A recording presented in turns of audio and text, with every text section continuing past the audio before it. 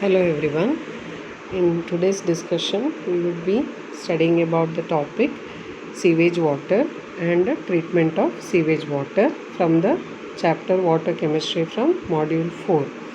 Also, at the end of the session, we will be studying about two new terminologies BOD and COD, which are the analytical parameters which are used to express the extent of pollution in water. The outcome of this discussion could be viewed as follows. After the discussion, the student would be able to explain the different steps involved in the primary treatment of the sewage, draw a schematic diagram of activated sludge treatment or secondary treatment of sewage water, write the different steps that are involved in tertiary treatment of sewage water, define BOD and COD for a given wastewater sample. Also able to distinguish between a BOD and a COD. Let us now begin with the concept sewage. Sewage, as we all know, is a familiar term which is nothing but a liquid waste. Now the sewage consists of different kinds of waste that may be originated from human or household wastewater or industrial source, ground waste or groundwater, street washings or any storm water. The sewage would be mainly consisting of two kind of impurities, the inorganic and the organic matter. They may be present in three different forms as written here: dissolved kind, suspended type and colloidal type. So impurity may be organic and inorganic, which could be existing in the three different forms. Let us now see the constituents of a sewage. So first one is a domestic sewage. One major part of the sewage is domestic sewage, which is originated from the public sector or any private buildings. Second major, in fact this constitutes a lot part of sewage, that is from industrial sources, or we call them as trade waste. They may be originated from the manufacturing processes. Sources may be tanneries, slaughterhouses, distilleries, textile mills, laundries or any chemical plants. Third one is subsoil water waste, or we can also call them as underground water waste. Then the fourth one is storm water, or which is also rainwater that may be originated from houses and roads, or street water also we can quote. Now together these four would be constituting the sewage. Now let us start with the concept of sewage treatment. Sewage treatment is that part of the water treatment or water chemistry where we study about the quality improvement in the water or upgrading the quality of the sewage water. Some basic physical or chemical methods could be adopted. Also some biological and advanced chemical methods are introduced so that sewage water is collected, they are separated and they are processed by various means, and we would be ending up in the water which could be used by the domestic sector. Almost we can say water reaches the state of the one which could be used in every household activity. So such a treatment of water for the wastewater, we call it as sewage treatment. Simply, sewage treatment could be classified into three steps as shown in this slide: the primary, secondary and tertiary. As per our approach, the simple ones are primary, bit advanced secondary, high advanced scientific approaches are tertiary treatment. So here I have written the same. Primary treatment include physical or any simple chemical method. Secondary treatment involve biological treatment, that is we use some microorganisms here or bacteria. Then tertiary treatment would involve advanced chemical methods so that water would be purified. Let us now start with the primary treatment of water. So here mainly point to be remembered is that actually accounts to the removal of suspended or floating solids because no, what we can see in our eyes, it is easy to remove. So primary treatment involve the removal of suspended or floating solid. Let us see one by one which could be the adoptable methods. So first one is the sewage, the wastewater is passed through the screens, or one can go for mesh grids. Now here actually what is done is the meshes are taken and the aperture size of the mesh is varied. If we have coarse particles, means particles of bigger size, we can go for bigger pore size meshes, or else we can reduce the size. When water is made to percolate through the meshes, the coarse particles would be getting stopped here and water will be flowing down, which would be free from the coarse particles. So floating kind of impurity could be removed by the first step. The second step is skimming. Skimming means the very upper layer is removed. You know how we remove the cream from the milk surface, that is skimming kind. So here we go for the removal of oil or a greasy substance, because we know that they float on the surface, only the upper surface of the water layer is removed. So that is the second possible approach. Third one is nothing but we make the suspended particles getting settled. Okay, they will be allowed to settle, and we do it in a sedimentation tank. Now what is sedimentation is written here. Sedimentation means it is the process of separating insoluble solid. They are not soluble form of impurity, they are insoluble. So what we do is we are making them to settle, or we make them to suspend. Say the tanks are constructed with slight slopes, and we make the water to flow across. So automatically what happens, when it move over the slope, the heavy particles would be getting settled in the tank. That process is called as sedimentation process, and the tanks are called as sedimentation tanks. Now another approach possible is the colloidal particles. We know colloidal particles are a bit difficult to remove, because they will be in the dispersed phase and they will be giving turbidity to water. So we are going for a process we call as coagulation. Coagulation means we add one chemical. This chemical would react with the colloidal particle. We add a chemical here. Coagulation process is done by coagulating agents, and they will be reacting with the colloidal particle, and they form a product, and the product is going to precipitate. Of course, then this precipitate can be again sent to the sedimentation tank and removed. So altogether we have 4 approaches for primary treatment.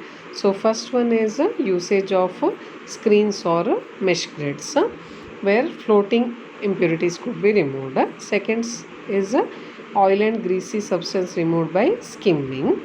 Third step, use of sedimentation tank, where suspended particles are made to settle.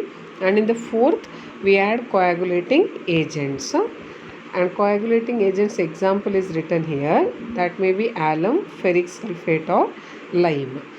These alum we know from lower class, it's a double salt, and similarly lime is a derivative of calcium. So all these would be combining with the colloidal impurity, and that can be settled and removed. So that completes the primary treatment of sewage water. Now let us go for the secondary treatment. Secondary treatment is nothing but a little bit advanced approach, where we go for the biological approach. So here let us go in order so as to understand the concept. The first step, water from the primary treatment is aerated. Okay, aerated means we supply lot amount of oxygen to the medium. So what happens, any dissolved gas if present would be escaped out, one possibility. Then microorganisms are sprayed in the second step. In the second step, microorganisms are sprayed, especially the bacteria. Now the word activated sludge written here, I would explain a bit afterwards. Then what happens when we add microorganism is this particular step would be happening, that is aerobic oxidation of the impurities or organic matter would takes place. Not all kind of impurity can be oxidized, only biologically oxidizable impurity can be oxidized. And we know that a product of carbon dioxide must be written so, carbon dioxide and water would be formed. Of course, along with that some impurities are going to be created. So secondary treatment mainly involves three steps. First one is aeration to remove the dissolved gases, then introduction of microorganisms, and third step aerobic oxidation of the impurities, and products would be formed. Now let us see what to be done in the next step.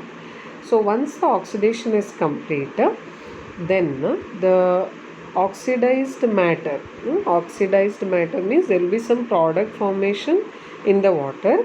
They would be allowed to enter the sedimentation tank. Now we know what is sedimentation tank. It will allow to settle the impurity in the form of a solid, and this solid we call as a sludge. Okay, the term sludge is familiar from boiler feed water, but there it is a loose slim precipitate that is formed from the dissolved salts. Here the context of sludge is different. Please don't get confused. Sludge means the solid impurities produced by the aerobic oxidation of the waste present in the sewage. So sludge is the solid waste that is produced by the aerobic oxidation of the waste. So what is done in the fourth step? After the oxidation, the matter is allowed to enter the sedimentation tank where the compounds precipitate, and we call it as sludge. Now here we have a work in the next step. The sludge so formed would be divided into two halves. Okay, is written as a point here. A part of the sludge is used for further treatment. That means from this particular step, the process need to be started again, and this is used as manure. One part which cannot be used is used as manure. Okay, and the one which can be used is taken for the process. This is again recycled and the process is continued. Now let us understand what is this process.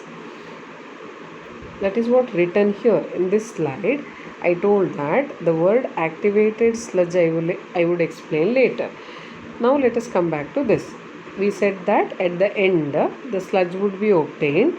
One half of that is fed back. Where we are feeding it back? We are feeding it back with the microorganisms, because this sludge contains some food for microorganisms, or commonly it is called as the media where the microorganism can grow. So the process is called as activated sludge method. The sludge produced as a waste is fed back and it is reused, and it is continuously, the process is run. Cyclic process. Sludge is not wasted, it is reused for the growth of microorganism, and hence the method is also called as activated sludge treatment. Now let us understand the theory behind the same with this particular diagram. This schematic diagram is important for exam point of view. So here we have a tank which is containing the sewage water, and here we have an air inlet. And how we are sending? It is well aerated. At the different points the oxygen is allowed to enter the system. Oxygen is allowed to enter the system. So what happens? There will be continuous aeration of the sewage, and what in the another inlet we are actually sending the sewage water and activated sludge. Activated sludge is actually the sludge plus the microorganism. So microorganism come this way, air is also there inside the tank. Okay, that is inside the tank the oxidation would be taking place, and we know that carbon dioxide and water are produced. Still, we continue. Then the so produced organic matter via outlet is taken into a sedimentation tank. Sedimentation tank is a repeated word where we make the compound or impurities to precipitate, and what we call it as sludge. Now what I said is sludge must be again then divided into two halves, as shown here. One part is used for the process, is written as recycle, another is used for a disposal as manure. Now recycle in the sense one part of the sludge is sent back. So the method is activated sludge method. Further, from the top of the sedimentation tank, effluent is taken out and it is sent to tertiary treatment. Advanced treatment would be done on the effluent water so that it becomes completely fit for domestic usage. So that is taken out from the effluent outlet. So this diagram is also important as far as exam point of view is concerned. Now here I have given a very schematic process of activated sludge method. This would make you remember all the steps involved. So here first step is raw water entry to the tank, well aerated. So it's a aeration tank. And here we also supply here microorganism. So what happens? The oxidation would take place and the product is moved to the settler, and that is sedimentation tank. Then treated water is taken out here for tertiary treatment, and from the settler we remove the sludge out. So one part is taken to treatment, another is recycled and reused. Sludge treatment means we can either use it as manure or also we can send it to solid waste management, and it could be handled by landfill method. Okay, this also we would be studying under module 4, that is under air pollution and waste management chapter.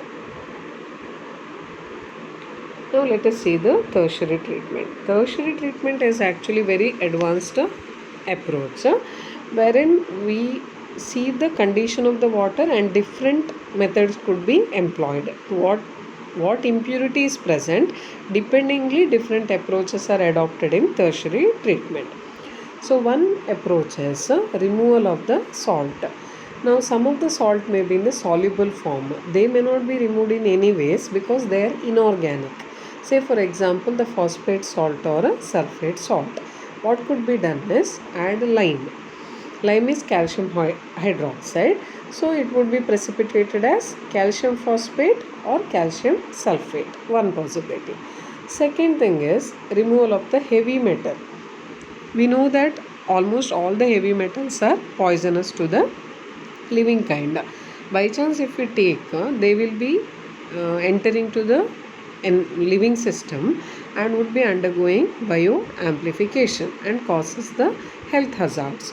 Say for example heavy metal like lead or cadmium is present. What could be done? It is added with the sulfate ion. Automatically it becomes lead sulfate or cadmium sulfate and it would be undergoing precipitation. In both the process, here also the dissolved salt could be precipitated and heavy metal also could be precipitated. Third one is removal of the color. One important step in the tertiary treatment. This is actually done using charcoal. Charcoal is a good adsorbent. You know how when we put a chalk piece to ink get adsorbed on the chalk piece and the color is color would be transferred from ink to the chalk piece. In the same manner, here also color would be adsorbed on the charcoal and water would be decolorized. So this is a decolorization step. Fourth step is coagulation and sedimentation. This might be repeated. very fine suspended particles may be there. So repeatedly one may have to go for coagulation and sedimentation by the addition of coagulating agents, so that any kind of fine particles are there we can remove. Now let us see what are the remaining step. Apart from that, there might be some suspended particles. They are heavy, but we weren't in a position to remove by primary and secondary means we have to send them to sand filter bed, or sometimes also called as sand bed filter. Now what is sand bed filter is? It is actually stack of sand. Sand particles would be having different sizes, that we know. Very fine sand particles are there, very coarse sand particles are there. So how we arrange is, from bottom we would be arranging the sand particle from coarse to fine, and we would be making the water to percolate through the bed. So when it passes the different sand layers, particles would be struck there, and it is made, the water is made free from the particles. That is one approach, sand bed filters. Then another is a degasification. All the sewage water would be odd smelling or off smelling because of the presence of gases like ammonia or hydrogen sulfide. Very odd smelling gases they are, as we know. Now if we go for a method called as trickling method, the gases could be removed from the sewage water. Trickling method is a advanced method where we use some sand, then some charcoal and all, where water is made to pass through a bed. Also there will be presence of some microorganisms, and graded gravels also would be used. You can get more information in the literature about trickling method.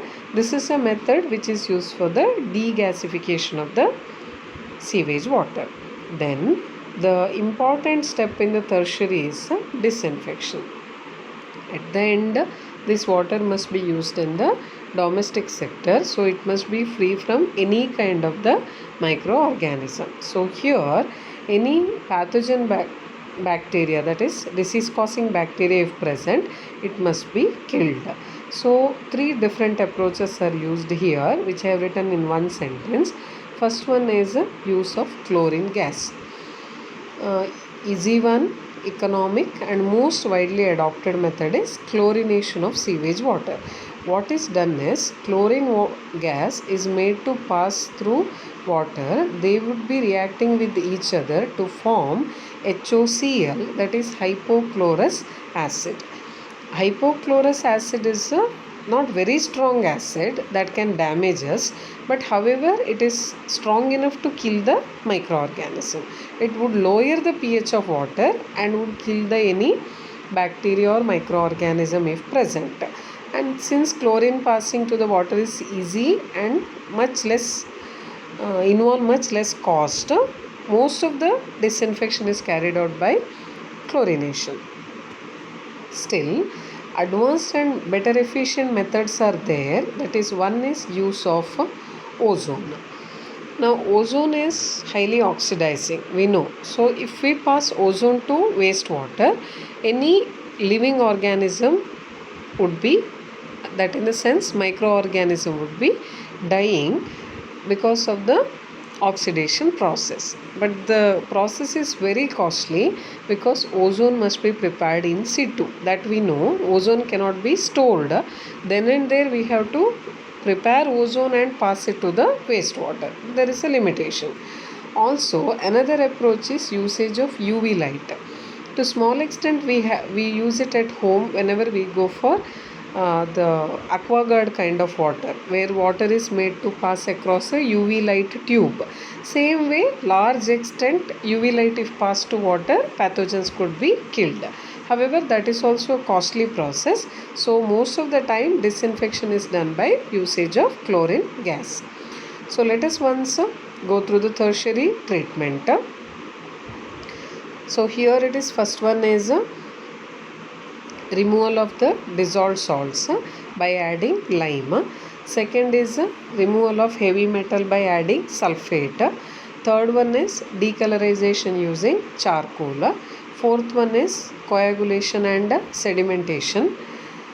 Then fifth one is filtration by sandbed filters. Then degasification by trickling method. Also disinfection by chlorination, ozonization or usage of UV light. So this completes a tertiary treatment, and thereby we completed all three: primary, secondary and tertiary. As far as exam point of view is concerned, secondary treatment, that is activated sludge treatment, is very important concept.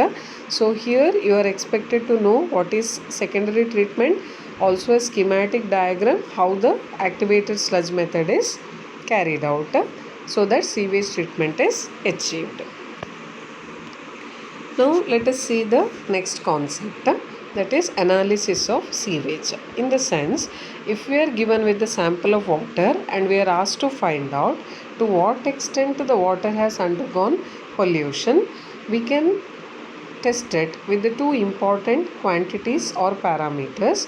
They are biological oxygen demand, we write it as BOD. Similarly, chemical oxygen demand, written as COD. Both are actually experimental determinations, of which COD we would be doing it in the lab. The experiment we would be conducting manually, and we are checking the extent of pollution in the given water sample. BOD is studied by its historical significance because first the sewage water was analyzed using BOD as a parameter. Now let us have a quick glance what is BOD and COD. So BOD is having many important terms because it's an experimental determination. Now it is coined as a definition here comprising all the points related to that. Let us once go through, then let me explain again. BOD is defined as quantity of oxygen required. That means oxidation process is happening. Quantity of oxygen required by what? By microorganism. Since it is biological, we use a microorganism. For what? Oxidation process. Microorganism to oxidize the organic waste. Remember this, it is only organic. Inorganic cannot be estimated because microorganism cannot act on inorganic impurity. Present in 1 liter of wastewater, because always we whenever we go for volumetric calculation we do it per liter. So it is 1 liter wastewater over 5-day time. See the extent to how many days we have to do experiment. A 5-day time period, and temperature is 20 degree Celsius. Why 20? Because microorganism can sustain at 20 degrees Celsius. If it is very less also they would die. If it is very high also they would be dying. Then why 5 days? In fact there are 1 day, 3 day, 5 day, 7 day and all. Many days, keeping many days BOD experiment is carried out. It's been observed that whenever experiment is carried at 5 day, it gives the best result. Microorganism activity is at its best for a duration of 5 days, and the medium must be aerobic. In the presence of air only we do the oxidation process, because by chance we make the medium anaerobic, off-smelling gases will be produced, and oxidation we may not be in a position to monitor the oxidation process. Now let us go to the definition once again. So BOD is defined as quantity of the oxygen required by microorganism to oxidize the biologically oxidizable waste or organic waste present in 1 liter of wastewater over 5-day time period at 20 degrees Celsius under aerobic conditions. So unit is milligram per dm cube or milligram per liter, because it is amount of oxygen, so it must be weight per liter. It is also called as parts per million or ppm. In fact, you must know 1 ppm is 1 gram of the compound dissolved in 10 to the power 6 ml of the solvent. 1 gram of salt must be dissolved in 10 to the power 6 ml of solvent. So it is nothing but 1 milligram. It is also equal to 1 milligram per 1 liter. Is written here, milligram per liter. Now let us see the principle. Principle is not required for your VTU syllabus or exam point of view. Just I am mentioning how BOD is determined, not in detail. Just a crisp explanation is given here. So the approach is the determination of dissolved oxygen. Dissolved oxygen term may be familiar because we studied it in the boiler corrosion. Oxygen that is in the dissolved form in the water is dissolved oxygen. So what is the logic is, dissolved oxygen is capable of oxidizing the pollutants, particularly the organic waste like dead matter, plant matter or animal waste. So first logic is dissolved oxygen can oxidize the pollutant. Then if that is the logic, what we can do, the amount of organic matter present, the amount of organic matter is measured. How? In terms of amount of dissolved oxygen required. Means how much dissolved oxygen is required by what? Microorganism to oxidize the matter. It's only one line. We put microorganism to water, they would bring about the oxidation of the impurity. How much dissolved oxygen is consumed? From that BOD can be calculated. If you ask how it is, we take sample water here. Imagine we have taken a sample water, okay, and it is divided into two halves, okay. Immediately dissolved oxygen in this vessel is found out, taken as dissolved oxygen, say 1, immediate first day. Then the second sample you keep it for 5 days and temperature must be maintained at 20 degrees Celsius by incubation. And then here the sample is taken, dissolved oxygen must be determined. Now what happens?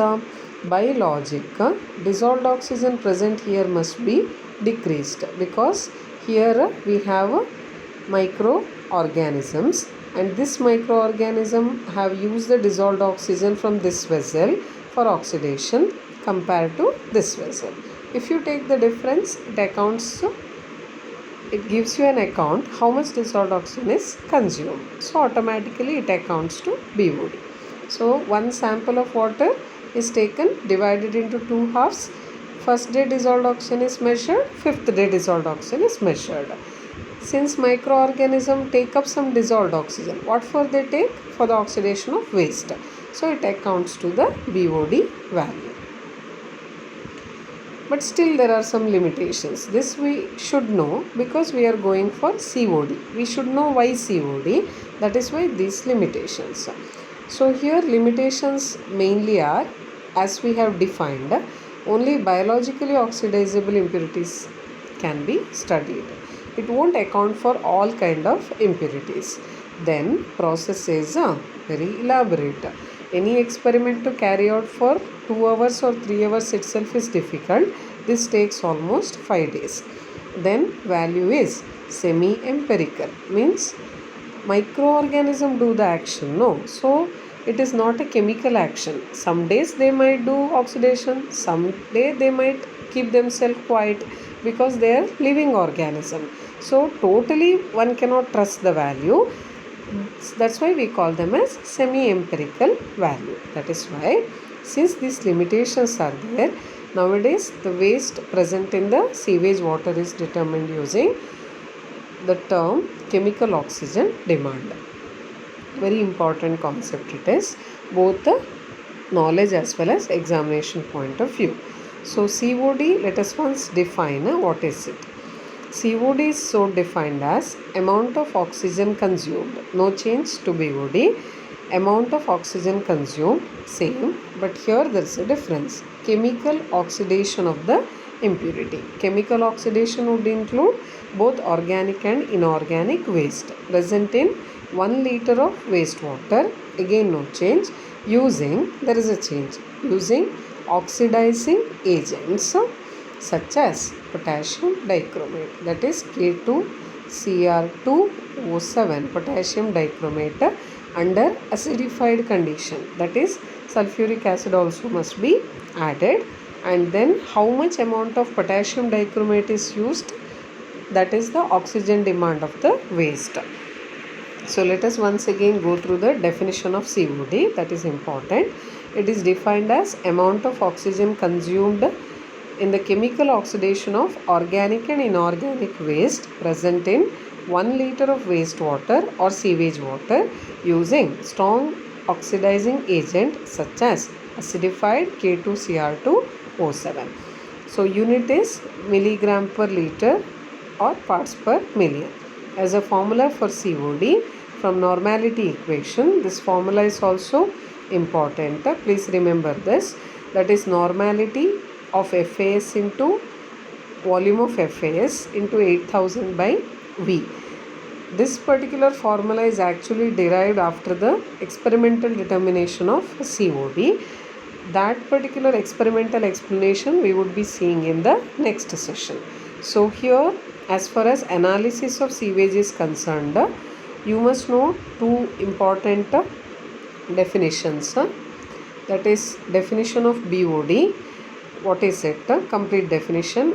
And then you must also know the COD. If you know the limitation of BOD, you would be in a position to distinguish between BOD and COD. That is also a probable question. Either define BOD or COD or distinguish between BOD and COD.